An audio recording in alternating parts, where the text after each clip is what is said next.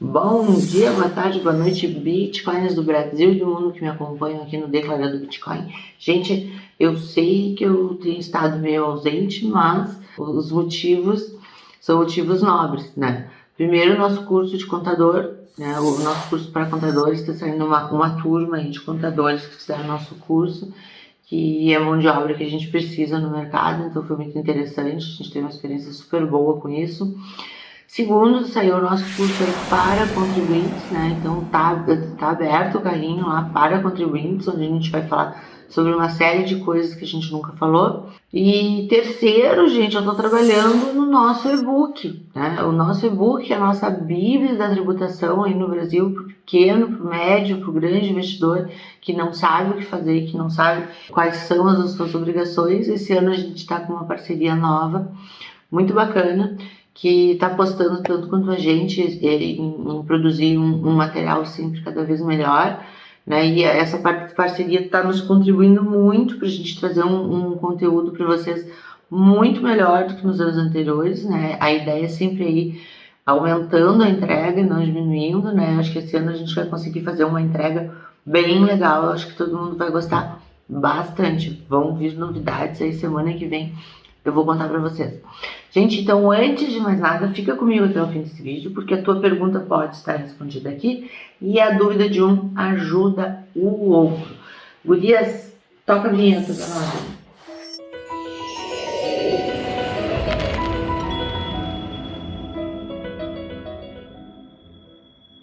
Tem um jogador do Axie me cobrando aí o material pro Axie Infinity, vai sair pós imposto de renda.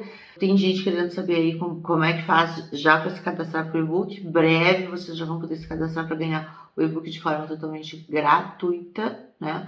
E tem gente querendo saber cadê os carrinhos de compra do curso para contador e para contribuinte e não sabe porque não nos segue em todas as mídias. Então, assim, passa lá no Instagram, passa lá no Facebook, passa lá até no TikTok nós estamos agora, lá no Twitter.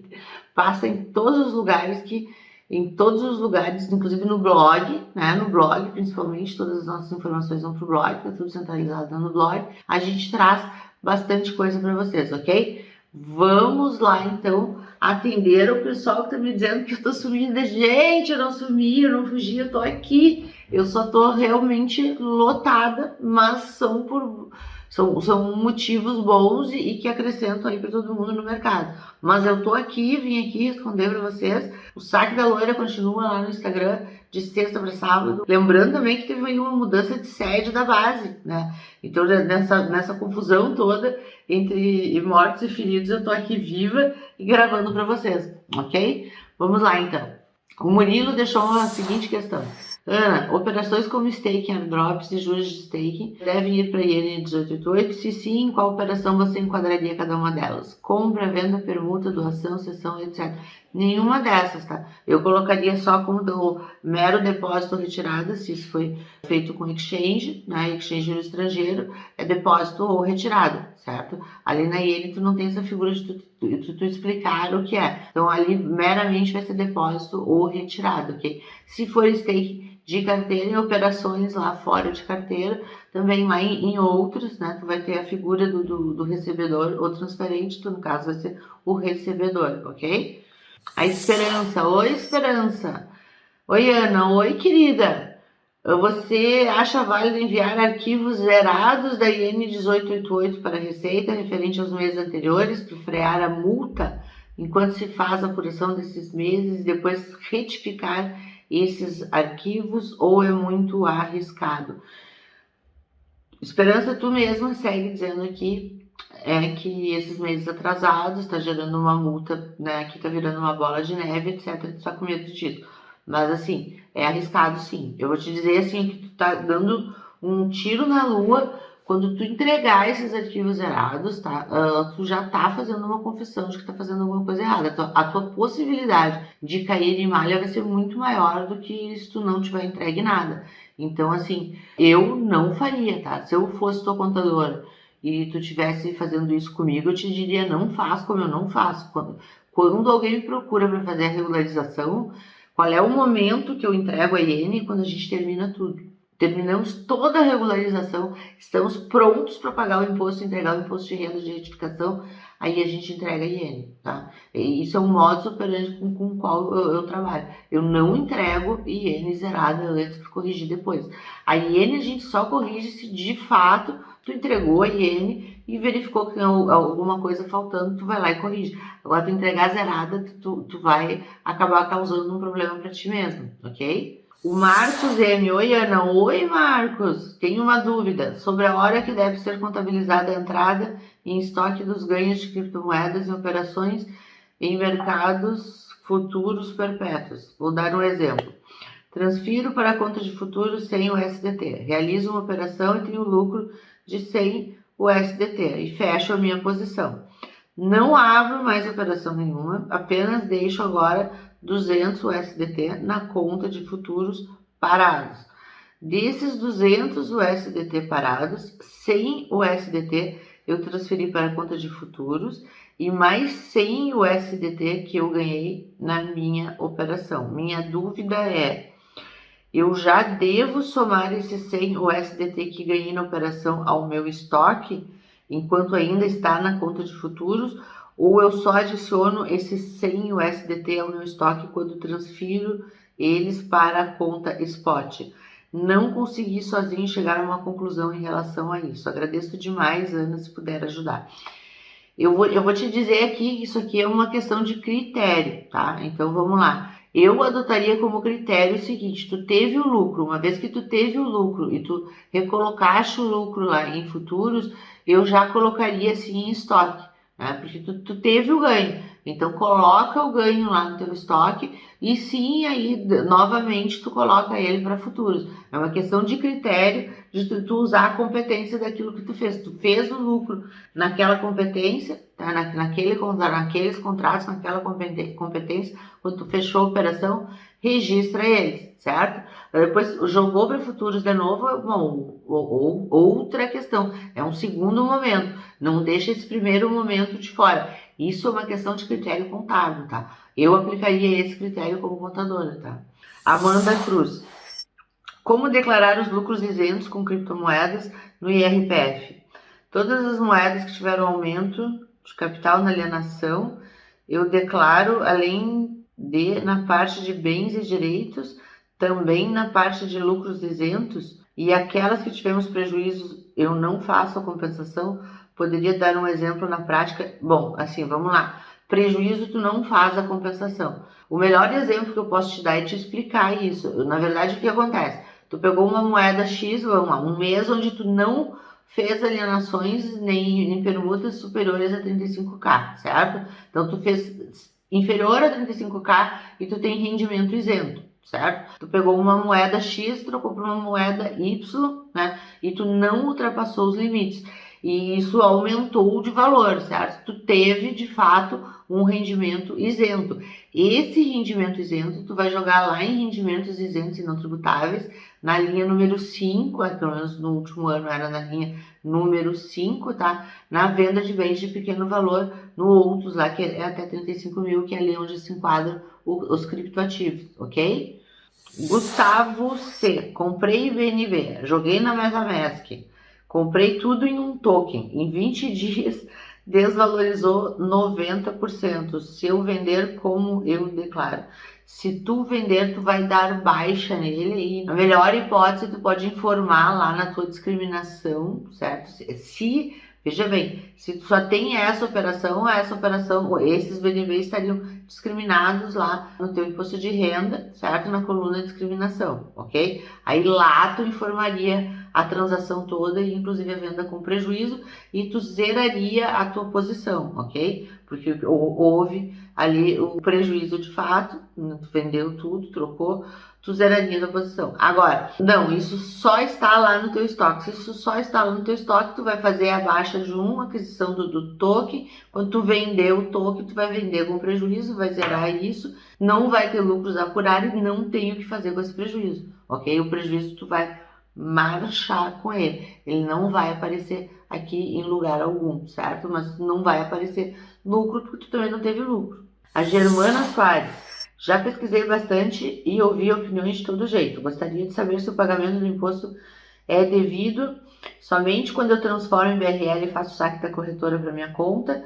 no valor acima de 35 mil, ou eu tenho que pagar mesmo o dinheiro ainda estando na corretora? Germana, aqui a gente tem assim, ó, tu vai encontrar opiniões divergentes, ok?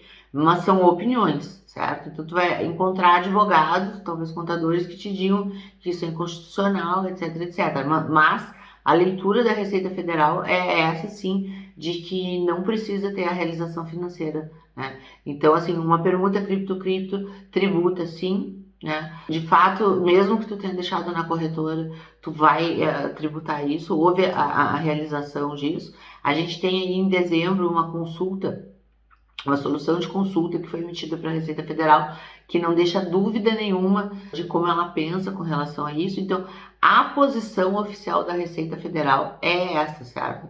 Agora, opiniões são opiniões, né? Se tu me procurar para fazer comigo, eu vou te dizer tributa. Por quê? Porque eu não vou te colocar em risco, certo? Então, assim, o que eu oriento para o meu cliente? Eu oriento que faça, né, a tributação, certo? Se a pessoa não quer fazer a tributação, eu já oriento que faça a declaração com um advogado que ache isso inconstitucional e que possa defender ela depois. Porque eu acho que é um tiro no pé tu comprar essa briga com a Receita Federal enquanto contribuinte. Assim, digamos que se isso não significa o fim do teu investimento, se não significa uma coisa muito grave, porque a tributação na permuta ela é uma mera antecipação de imposto. O furo da bala, na verdade, é a compensação dos prejuízos, que é a nossa ausência de compensação de prejuízo. Então, eu não te indicaria tu comprar essa briga, tá? E tem uma outra coisa que tu fala aqui que ainda assim seria também equivocada, que é a questão do até 35 mil. Tu tirar 35 mil da exchange e passar para a conta bancária, tu não está realizando nada. Porque não existe realização na transferência para a conta bancária. A realização, ela se dá onde? Na alienação. O que é alienação? É venda, permuta, dação em pagamento, entende? Então, assim, o entendimento da Receita é pacífico. As opiniões que as pessoas têm a respeito disso são opiniões, ok? A gente não tem nenhum ganho de causa em sentido contrário a esse da Receita. Eu não compraria essa briga, como eu não compro. Gustavo Gonçalves. Tenho uma dúvida sobre NFTs e o imposto de renda. Sou dependente, tenho 21 anos e curso ensino superior. Pelo que eu li, você é dependente até completar 24 anos, mas se eu receber algum valor da venda dos NFTs, vou precisar começar a declarar ou o meu dependente vai precisar declarar. Na verdade, assim, ó, Gustavo, o fato de tu ser dependente de alguém, primeiro que não é obrigatório ser dependente, ok? Não é obrigatório. Na verdade, a condição aqui de tu ser dependente de alguém, ser dependente aqui no teu caso, o pai ou mãe, tá? Tu é dependente. Tu pode ser dependente até os 24 anos. Hoje a gente tem crianças que não são dependentes, que ganham pensão alimentícia e já não é dependente desde os 2, 3 anos de idade, né? Hoje, por isso, todo dependente tem CPF. Ele já pode, sim, declarar sozinho. Agora, tu ser dependente não quer dizer que tu não possa ter ganho de capital. Tu pode ter ganho de capital. O que vai mudar é que a pessoa que te lança como dependente, tá? Essa pessoa vai ter que colocar dentro da declaração dela todas as tuas movimentações, os teus rendimentos, os teus pagamentos, tudo isso vai fazer parte da mesma declaração. Isso é o que a gente chama de declaração em conjunto, certo? Se tu não colocares isso tu tens essa renda e não colocares isso lá na declaração da pessoa que te declara como dependente, tu está omitindo uma renda, certo? Porque tu é dependente dela, mas tu teve uma renda. Então a gente coloca tudo junto lá no declarante, ok? Ou tu separa a tua declaração e passa a fazer sozinho. O Brandon, GCAP, só uso quando vendo algum ativo, cripto, ações exterior, etc. Quando eu compro algum ativo, eu não preciso usar o GCAP? Não, querido, não precisa usar o GCAP. Na compra, tu não precisa usar o GCAP, desnecessário. Aliás, não tem o que tu usar o GCAP na compra. Ele é utilizado para alienação, certo? Geni Silva.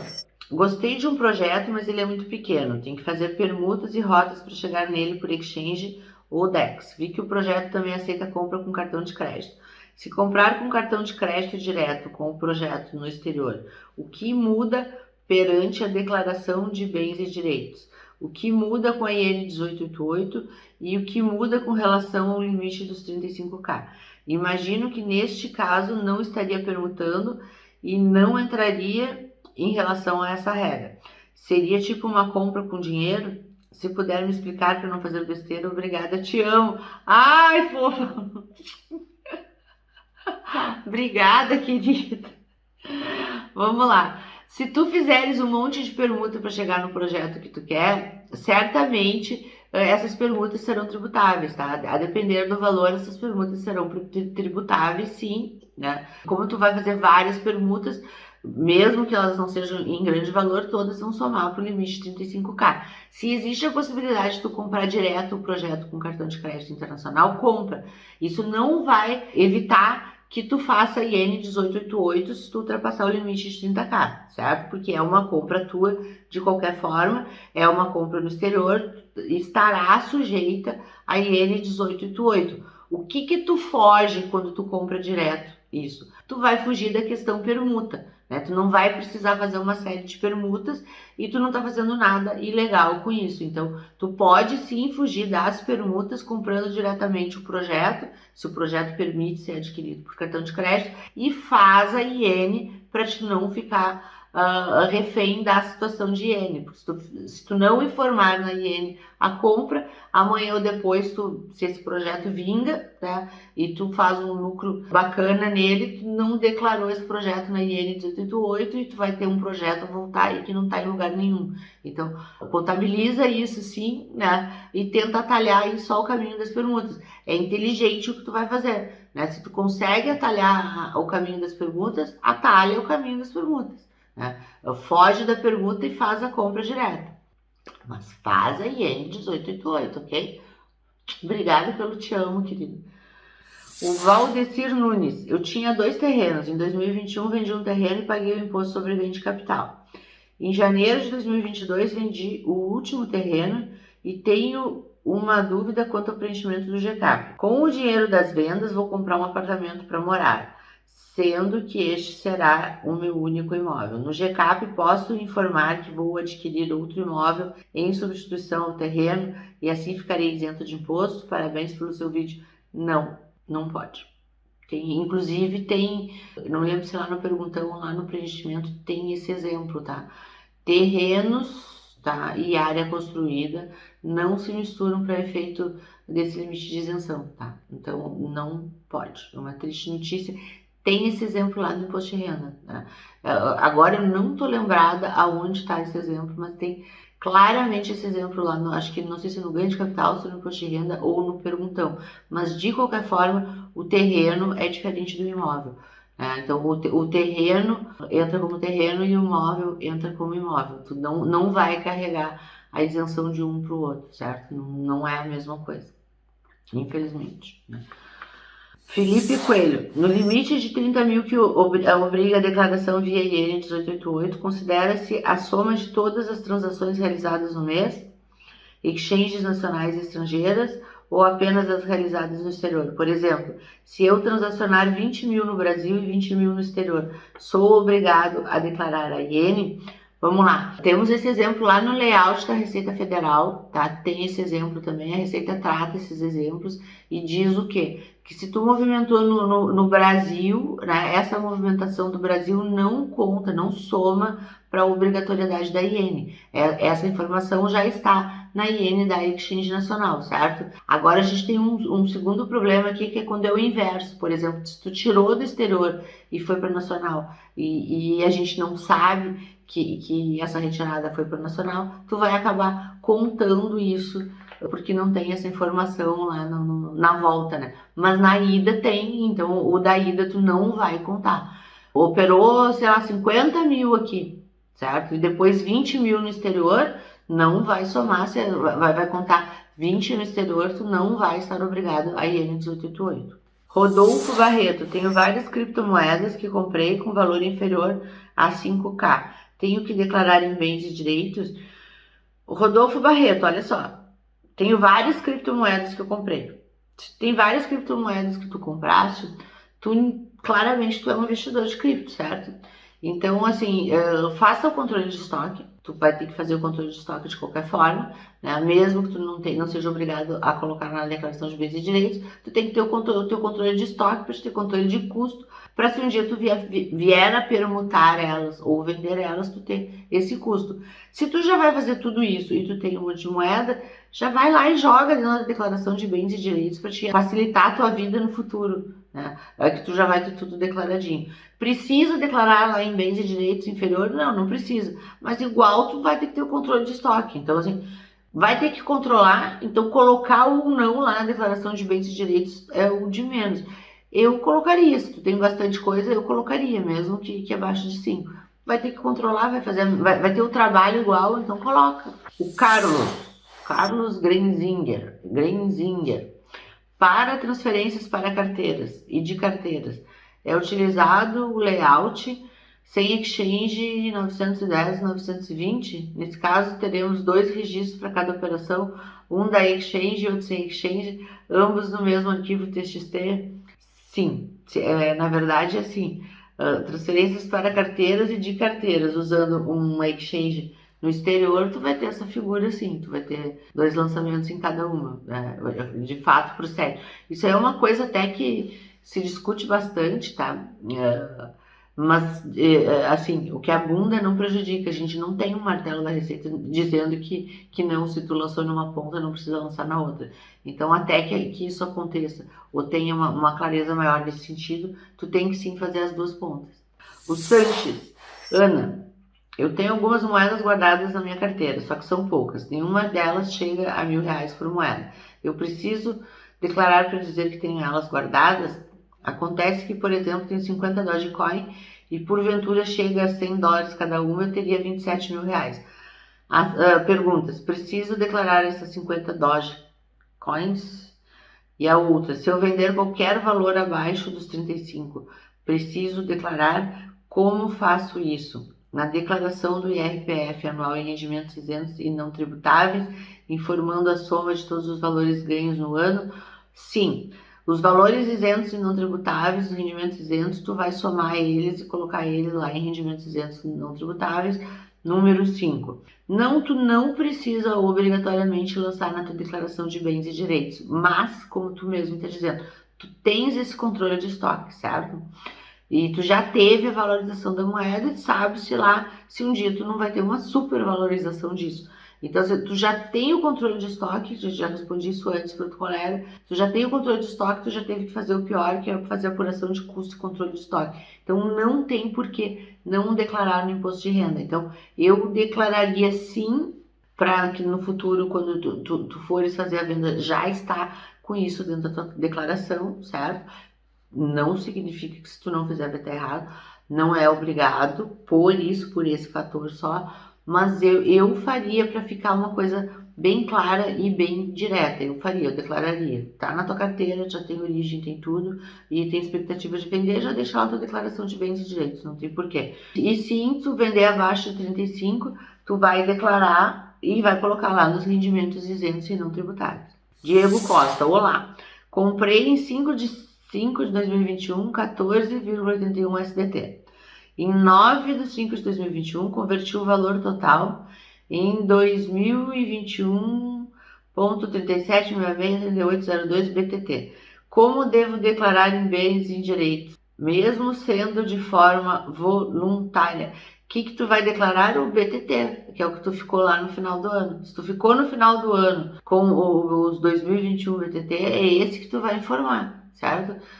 Quando tu compraste o SDT e trocaste para o BTT, se não houve nenhum ganho, né? Às vezes dá uma variadinha ali, né? Na função do dólar. Se houve um ganho, vai ser um rendimento isento. Se não houve o ganho, ok, não vai ter ganho, o prejuízo não se contabiliza. Mas a moeda, de fato, que vai ser que de forma voluntária, e acho que tu tá fazendo certo, eu faria a mesma coisa, tu tá lançando lá a declaração de bens e direitos, vai ser o BTT, certo? Vai ser a última moeda que é a que tu ficou em estoque lá no final do ano, ok? Edson, no caso de fazer GCAP, é possível fazer sem o CNPJ do favorecido? Sim, Edson, é possível. É possível fazer sim. Não é o favorecido, o adquirente, né? Tu vai fazer o GCAP no teu CPF, né? E aí lá no adquirente, tu pode sim fazer o GCAP sem o CPF, o CNPJ. Pode fazer. Aliás, vai acontecer quando for no estrangeiro, né? Vai acontecer isso. Quando for no estrangeiro, tu não vai ter o CNPJ para colocar lá, certo? Se tu fez e não passou, zera e passa por ali de novo, que você vai ver que ele passa na consistência.